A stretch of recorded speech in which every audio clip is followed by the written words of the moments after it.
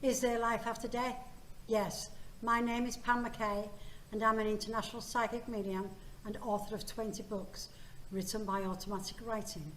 That means I listen to the dead when they tell me their stories, and I write their stories down word for word.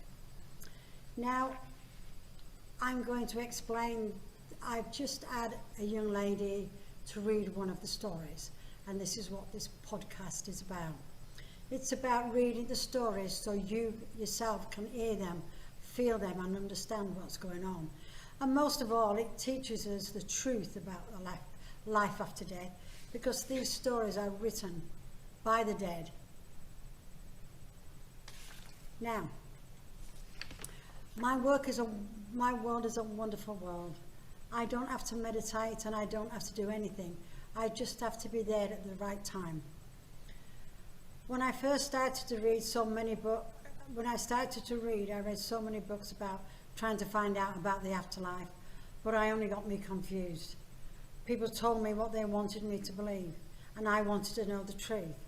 And I want to know all the things that they tend to leave out.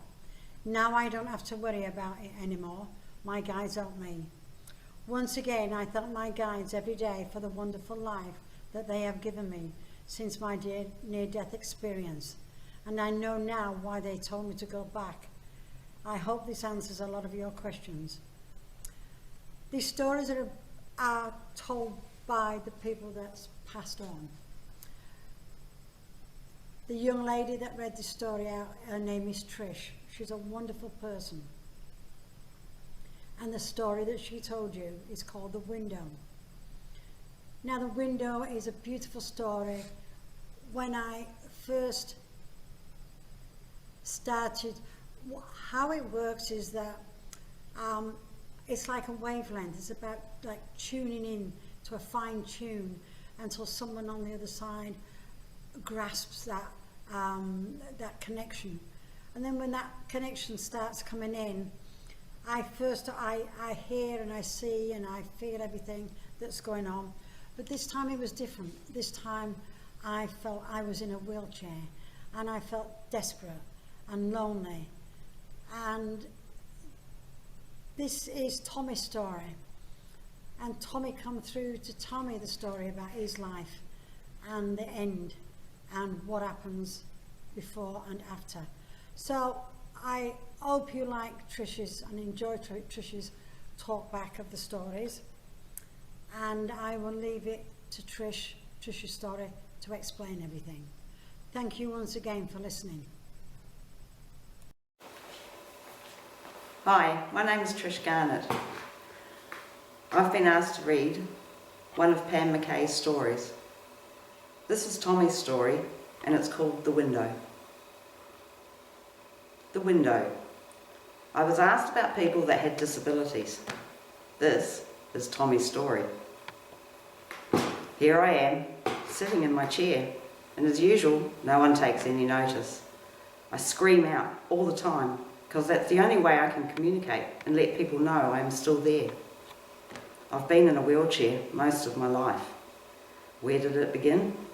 I don't remember. My body aches all the time, but no one listens. They think because I can't talk, I don't know what's going on. If they only knew. Every day of my life, it's been the same. Someone gets me out of bed and dumps me in a bath of water. Sometimes it's nice and warm, but most times it's cold. I can't tell these people. They think it's acceptable to just do what they think is right, and they towel dry me with no dignity. They dress me with such and much of the same attitude. I've learned to blank life out, but I keep on making as much noise as I can because I'm afraid if I stop, people will forget I'm alive. Mum called in today, as she does every day. She holds me and treats me like a human being, and I know how she yearns for me to put my arms around her and tell her how much I love her. Mum didn't want to leave me here, but she's getting older now, and she's very small and can no longer lift me in and out of the bath or the bed. She stays with me most of the day, and it's funny, but she is like me. Nobody sees her anymore. She just blends into the background. Like me, she is like clockwork. She comes every day at 10:15 and leaves at 3:15. She likes to get home before it gets dark. She's getting ready to leave now. Oh, how I would love to tell her how much I love her and how much I appreciate her for always being there for me. When my father found out that I was brain damaged and would never walk, he walked out and never came back. It's always been Mum and me. I sit here and watch her quietly walk away, unnoticed. I've wet myself again. I have a nappy on, but it soon gets full up. I'll have to wait until someone remembers I'm here and takes me for my evening bath, and then bed. It's morning again, and the nurse has not yet come in. I'm glad that one morning out of many is different. I just lay there, enjoying the extra time in bed. A knock comes on my door, and a man walks in. He looks very nice, but not very old. I think straight away, will he notice me? He looks at my chart at the end of my bed, smiles, and comes toward me. He says, "Did you have a good night's sleep, Tommy?" I thought, I must be dreaming, so I screamed out, making all these strange noises and trying to tell him. At last, someone's taking notice. He grabs for my hand that I'm waving about like a friggin' lunatic and smiles at me again and says, "We will have you out of this bed in 10 minutes, washed and ready for breakfast." I could not believe my ears, and, true to his word, I was up, dressed and sitting at the table with the other people waiting for my breakfast. I sat patiently waiting. Everyone seemed to be talking at the same time. I tried to listen to what was going on. I kept hearing the name James, the new superintendent. I wondered if that was the same person that came into my bedroom. Breakfast came and went, and I kept very quiet. I did not want to miss anything or any conversation. I felt someone pull my chair out and touch my head. "Did you enjoy your breakfast?" I did not know what to say. It was such a surprise. My arms and legs started to wave around, and I felt like a bloody idiot. He told me his name was James, as he wheeled my chair to the window and said, "I hope you like that view, Tommy."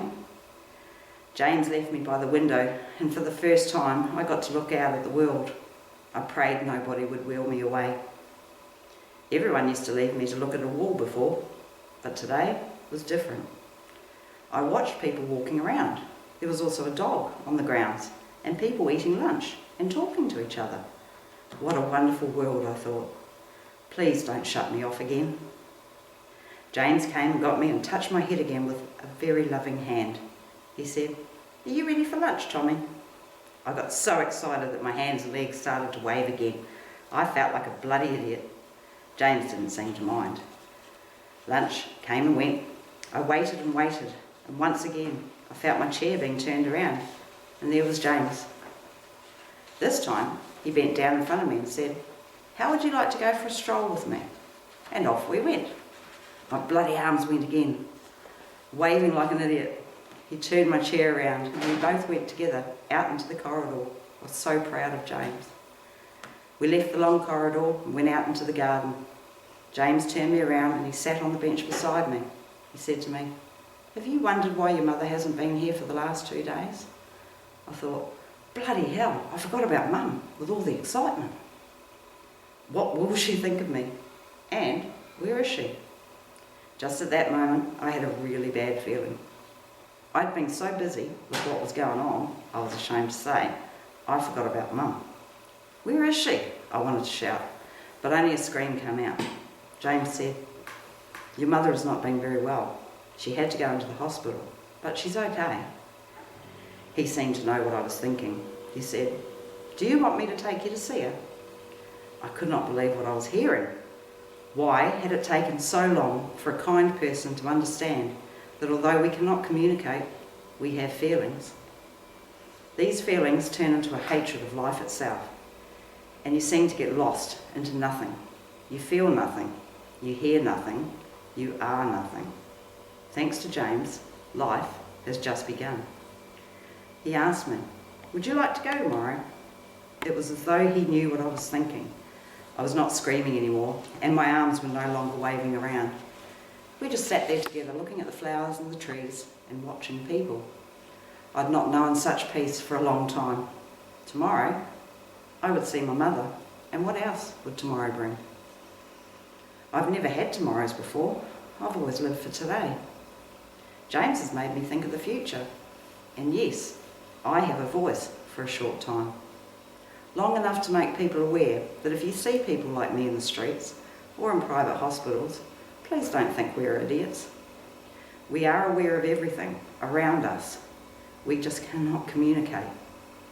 It is not such a wonderful place that people like me find themselves living in. It can be a living hell.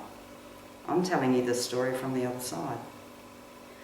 I know a few of you will understand about transforming thoughts from one entity to another.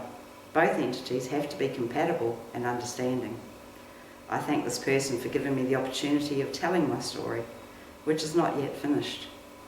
I am glad to say James took me to see Mother the following day, and she was so pleased to see me. I did not wave my arms around, only once, to try to reach her hand. I need not have worried. James understood what I was trying to say. He told Mum, "Tom has been excited all night and looking forward to seeing you." Mum smiled. He sat down beside her bed and told her all about our venture into the garden. She looked over and smiled at me. James touched Mum's hand with so much kindness and then told her, "Please don't worry about Tommy. I will always look after him." He did. And Mum passed away 2 months later. I was so sorry to see her go, and I miss her so. But James said that life must go on, and it did. 2 years later, James got me into a commission house, a house where other people like me stayed. But I'm also glad to say, so did James. I lived for another 4 years after that and passed away on the 31st of August. James will always be with me, and I miss him very much. But I also know, while James is there, there's hope for other people like myself. I end the story with hope that we all have a James somewhere in the future.